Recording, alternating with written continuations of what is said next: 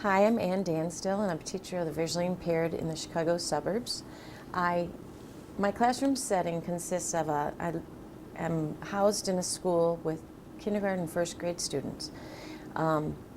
My resource room has children from 29 school districts around the two counties.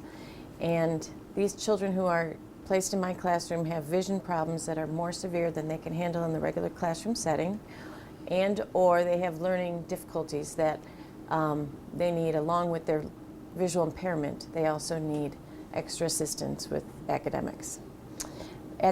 In this tape I have 6 students, and I've been teaching this is my 20th year, and I have never had a situation in which I had 6 children all approximately the same level in which I could teach a actual classroom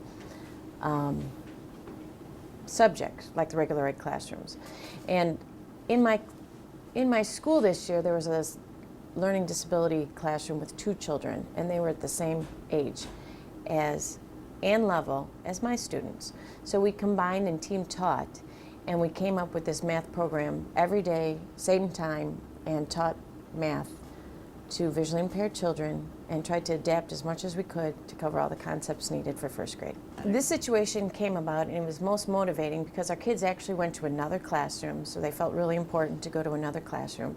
They were all seated, they knew it was math time. They had a routine, and I think a lot of times visually impaired children, they don't get the incidental learning, so they need to know their routine.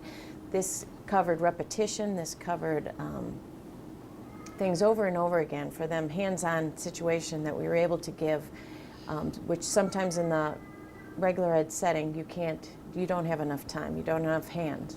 Also, we had a lot of aides support, which was able to aides just jump in whenever they see needs, and so the kids get one-on-one support that way. In this classroom setting, since we had the learning disability teacher, myself, and then we would have usually just both of us, but on this day we had one extra aide assisting us with the children. Everything we did, I guess we could talk about some of the adaptations we made. We used reading stands, we used dark pens, and in that tape you'll notice we use whiteout tape, and that's a biggie for the kids. They feel very confident knowing that if they make a mistake it's not going to be a big deal, builds their confidence, and they can put that tape right over the mistake and they know they can just do it again and ask for help. Building confidence with these kids who are always struggling is a big part of the situation, learning that it's okay to make a mistake in our class. We play a lot of games. We did everything was hands-on, and the way we adapted it for the blind child was we used all the same, the brailler, we used the abacus. At times where the kids were using pencil and paper, he was either using abacus, brailler, or pencil and paper. He loved to do everything the same as everyone else, and he was capable of it. He liked to write his numbers. He was very good at writing his numbers, but to get in all his braille skills, we had him do that, and he was very good at it, so it didn't take much time and take away from the other kids. The paraprofessional in this situation I've been working with for 10 years. So she, at the beginning, when she didn't know what assistance to give, she would just wait, and I'd just call her in, and we had a good relationship in that I could just tell her when to help, when not to help. In the kindergarten, first grade level of my resource room, the things I need to teach is identification of numbers, one-to-one correspondence, usually to 20 if not to 100, and writing their numbers, estimation, patterning, all those things that the first grade curriculum assigns. Probably the most important is the one-to-one correspondence of children actually understanding what the number is, feeling the number, knowing with that feeling in their hand what that number concept is. And that's just major repetition over and over again, every day, same thing. I also found that as I was doing patterning, the children understood the whole patterning system, and we kind of left that for a while, and when we came back they had forgotten it. So I had to go back, and then you have to remember that you have to always go back and circle back to those past lessons, even though you think they have the concept down, go back and repeat it one more time every week even. Coins, we did a whole unit on coins. They had to name 5 things about each coin to help them understand what each coin was, but that was, again, it was a day-to-day.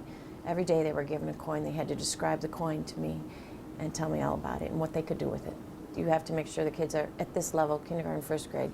You have to make sure they're up, down, up, down. You see them slouching in their chairs. They're off into another dreamland. You know, you have to get them up and moving. So I make sure that I incorporate a fine motor activity, writing their numbers, and whether it's Braille, large print. Then we usually throw in a game to get their motivation up, their excitement up.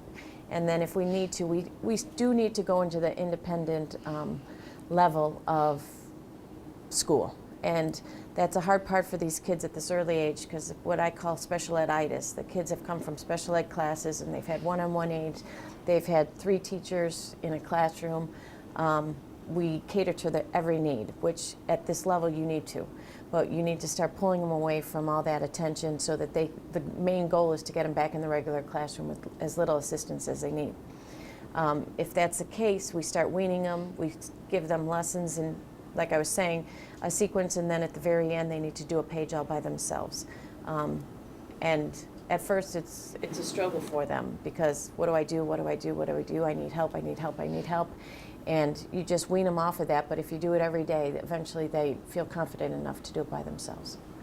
Okay, I have this class every day, so it worked out. Since I had the situation to have a group of students all at the same level, I made a point to make that my first lesson. We have reading in the morning, and actually the whole day is team taught with the learning disability teacher. So we would have reading in the morning, cut that up with language and phonics, and whatever the theme was. Then we took a chunk from 11 to 12. Every day was math, and in the afternoon we followed through with math skills or thematic unit. I think the challenge teaching visually or blind children is the amount of time it takes to prepare for a lesson. Everything has to be hands-on. So as a teacher, you have to be thinking, and a lot of time goes into preparation to making sure it's hands-on. Other than, I think blind children learn math, in my experience, don't have a problem with learning it, as long as the hands-on opportunities are there. In kindergarten, I teach basic grade 1 Braille. So when you're ready to teach and have the child write in grade 2 independently, would be a good time to teach them, okay, drop your numbers, this is the new way we're going to do math. And that would probably be about the second quarter in first grade.